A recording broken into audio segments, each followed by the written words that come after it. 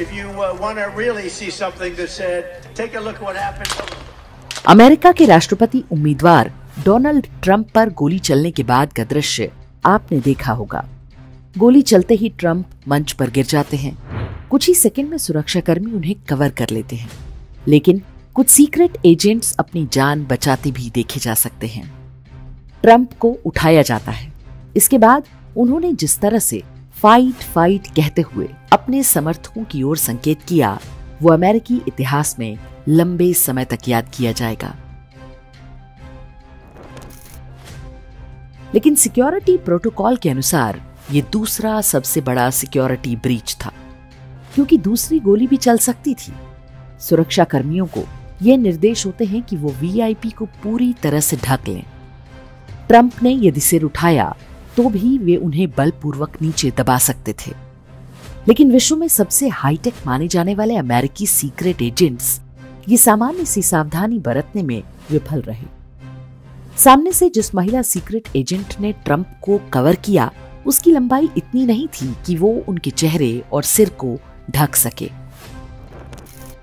जिस समय Donald Trump को उनकी कार में बिठाकर ले जाया जा रहा था, ये उस समय की हलचल है। हाथों में पिस्तौल लिए, च्युइंगम चबाती, चश्मा पहनती और उतारती कुछ सीक्रेट एजेंट्स मंच पर ऐसी उछल रही हैं मानो किसी फिल्म की शूटिंग चल रही हो। हड़बड़ी में कोई इधर भाग रही है, कोई उधर। अमेरिका जैसे देश में इतनी बड़ी चूक कैसे हुई? इस प्रश्न का उत्तर समझने के लिए अमेरिकी सीक्रेट सर्विस की डायरेक्टर किम्बर्ले चीटल का ये वक्तव्य सुनिए। We need to attract diverse candidates and ensure that we are developing and giving opportunities to everybody in our workforce, and particularly women. उनका कहना है कि मैं सीक्रेट सर्विस एजेंट्स की भर्ती में डाइवर्सिटी अर्थात विविधता लाने पर फोकस कर रही हूँ। मेरा लक्ष्य है कि 2030 तक 30% महिलाएं सीक्रेट एजेंट्स हों। अर्थात अमेरिका के सबसे महत्वपूर्ण लोगों की सुरक्षा करने वालों का चयन उनकी शारीरिक मानसिक योग्यता पर नहीं, बल्कि उनके जेंडर या रेस के आधार पर होगा। बताया जाता है कि किम्बर्ले चीटल पहले पेप्सी कंपनी में काम करती थी। उनकी कम्युनिस्ट और वोक विचारधारा के कारण जो बाइडेन ने उन्हें सीक्रेट सर्विस जैसे महत्वपूर्ण विभाग का डायरेक्टर बना दिया।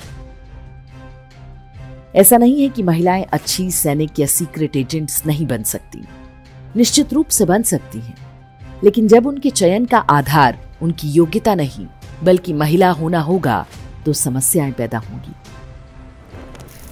विश्व का कोई भी देश सेनाओं और संवेदनशील सुरक्षा से जुड़े प्रतिष्ठानों में आरक्षण नहीं देता। जब भी ऐसा होता है तो उस देश की सेनाएं कमजोर होना तय है और अंततः वो देश भी सुरक्षित नहीं रहेगा। कम्युनिस्ट यही चाहते हैं। ये एक सोचा समझा मॉडल है। उन्होंने यही काम अमेरिका में किया है और बिल्कुल वही षड्यंत्र भारत में भी चल रहा है। बीते वर्षों में जिस तरह से भारत में सेना में महिलाओं की एंट्री का अभियान चलाया जा रहा है, वो इसी की निशानी है। न्यायपालिका में एक विशेष किस्म के जजों के द्वारा लगातार ऐसे आदेश जारी कराए जा रहे हैं। सरकार भी महिलाओं के नाम पर वाहवाही लूटने के लिए उन आदेशों को लागू किए जा रही है। दबाव बनाया जा रहा है कि कॉम्बैट सर्विस अर्थात युद्ध के मैदान में भी महिलाओं को भेजा जाए। एक सैनिक अच्छी तरह जानता है कि युद्ध के मैदान में किसी भूल के लिए भी कोई क्षमा नहीं होती। भूल का केवल एक ही दंड है और वो है मृत्यु। युद्ध का मैदान शालीनता और सभ्यता के व्यवहार को नहीं मानता। वहां पर शारीरिक और मनोवैज्ञानिक अंतर का ध्यान नहीं रखा जाता।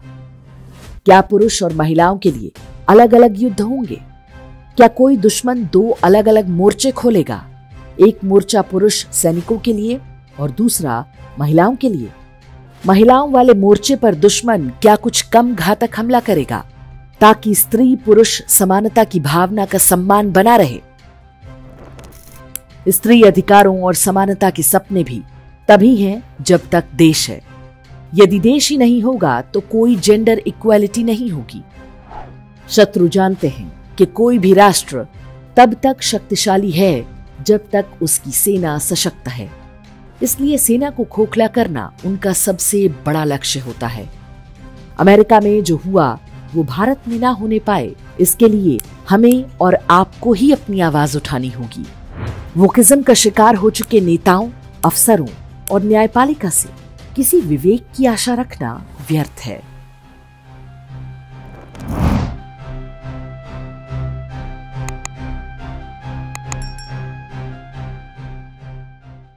इंडेक्स ऑनलाइन के वीडियो समाज को समर्पित हैं। आप इनको डाउनलोड करके जैसे चाहे वैसे प्रयोग कर सकते हैं। चाहे तो आप हमारे टेलीग्राम चैनल से जुड़ सकते हैं। वहां सारे नए पुराने वीडियो आपको मिल जाएंगे। हमारे सोशल मीडिया लिंक हर वीडियो के डिस्क्रिप्शन में होते हैं। हमारा एकमात्र उद्देश्य हिंदू समाज को जागृत और एकजुट करना है। इसमें सहभागी बने। धन्यवाद।